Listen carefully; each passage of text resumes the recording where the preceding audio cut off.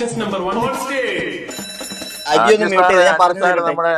നമ്മുടെ ക്ലബിന്റെ പ്രൈമറി മെമ്പറും പ്രൈമറി അഡ്മിനുമാണ്. അതുകൊണ്ട് നമുക്ക് അദ്ദേഹത്തോട് എനിക്ക് വോട്ട് ചെയ്യാൻ പറയാൻ പറ്റത്തില്ല. അല്ല,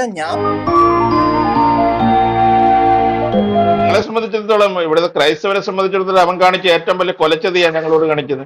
ഞാൻ പറഞ്ഞ മുസ്ലിം പക്ഷത്തിൽ നിന്ന് പകതമായി അത് വിജയിച്ചെന്നാണ് ഞങ്ങൾ മനസ്സിലാക്കുന്നത്. അങ്ങനെയല്ലോ നേരത്തെ പറഞ്ഞത്. സാറേ, നിങ്ങളുടെ പെർഫോമൻസ് അടിപൊളിയായിരുന്നു കേട്ടോ. അടിപൊളിയായിട്ട് നിങ്ങൾ പെർഫോം ചെയ്തു.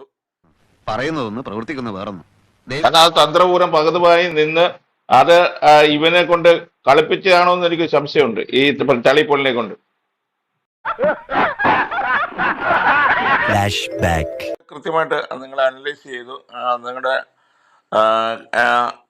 എങ്ങനെ നിങ്ങൾ ആ വിഷയത്തിൽ എങ്ങനെ നീതി പുലർത്തണോ കൃത്യമായി നീതി പുലർത്തിയിട്ടുണ്ടെന്നാണ് എനിക്ക് 100% ഉറപ്പുണ്ട്. അതിനകത്ത് നിന്നെ സമ്മതിക്കണം. നിന്റെ വായിൽ എങ്ങനെയാടാ ഇത്രയും പെട്ടെന്ന് ഇത്രയും വലിയ നുണകൾ വരുന്നേ?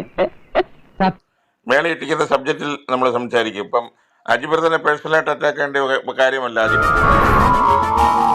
ഈ പരമനാറി, ഈ പരമചറ്റ ചളിപ്പോളെന്ന് പറഞ്ഞ ഈ അജിബ്രദനെ പേഴ്സണലായിട്ട് അറ്റാക്ക് ചെയ്യേണ്ട കാര്യമല്ല.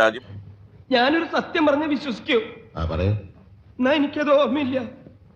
ഈ ഡാഷ് പറക്കാത്തവൻ അവനെ ഡാഷ് പറക്കാത്തവനെ വിളിക്കത്തുള്ളൂ.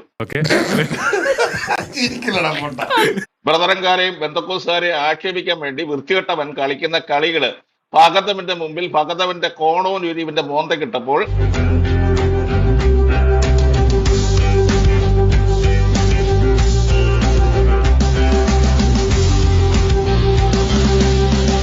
ഇവൻ മുഖം രക്ഷിക്കാൻ വേണ്ടി ഇവിടുത്തെ ക്രിസ്ത്യാനികളെ കബളിപ്പിക്കുന്ന നടക്കുന്ന പരമചെറ്റ.